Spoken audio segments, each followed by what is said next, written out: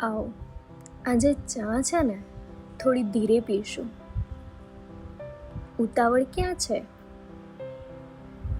આજે હું તમને એક સવાલ પૂછવા માંગુ છું, પણ જવાબ મને નહીં આપતા, પોતાના મનને આપજો. તમને છેલ્લે ક્યારે કોઈ કારણ વગર હાસ્ય આવ્યું હતું? એવું હાસ્ય જેમાં કોઈ ફિલ્ટર નહોતું, કોઈ દેખાડો નહોતો, કોઈ ટેન્શન નહોતું, માત્ર ખુશી હતી. યાદ છે કે હવે એ પણ યાદ નથી આવતું. ક્યારેક મને લાગે છે ને, આપણે મોટા નથી થયા, આપણે બસ ધીમે ધીમે ગંભીર થઈ ગયા. પહેલા નાની નાની વાતમાં ખુશી મળી જતી. વરસાદ પડતો તો બહાર દોડી જતા, મિત્રનો ફોન આવે ને તો કલાકો સુધી વાતો થતી. કોઈ મનાવી લે તો ગુસ્સો 5 મિનિટમાં ઉતરી જતો. નહીં, અને આજે બધું છે, પણ સમય નથી. લોકો છે પણ વાતો નથી.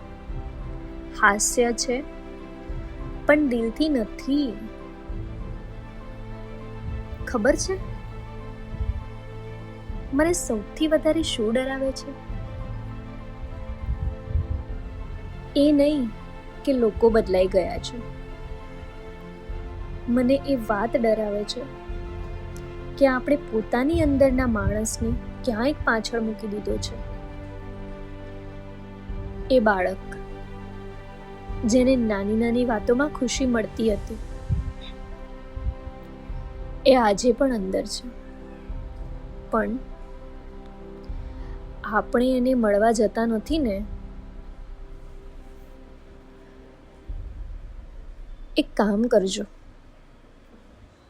આજે રાત્રે સૂતા પહેલા પોતાને પૂછજો,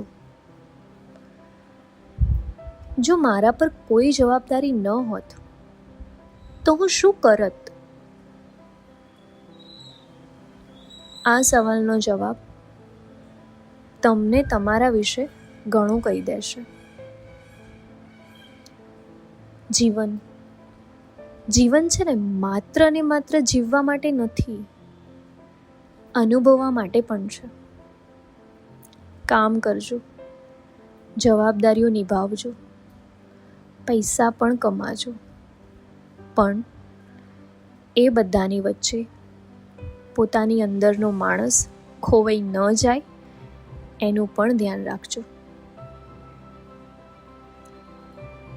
ચાલો, આજની ચા આપણે અહીં પૂરી કરીએ, પણ આજે એક સ્મિત લઈને ઉઠજો. અરે, કારણ વગર, જેમ બાળપણમાં હસતા હતા ને એમ. અને મારે એ પણ કહેવું છે કે જો તમને એક દિવસ માટે ફરી બાળક બનવાની તક મળે તો સૌથી પહેલા શું કરશો?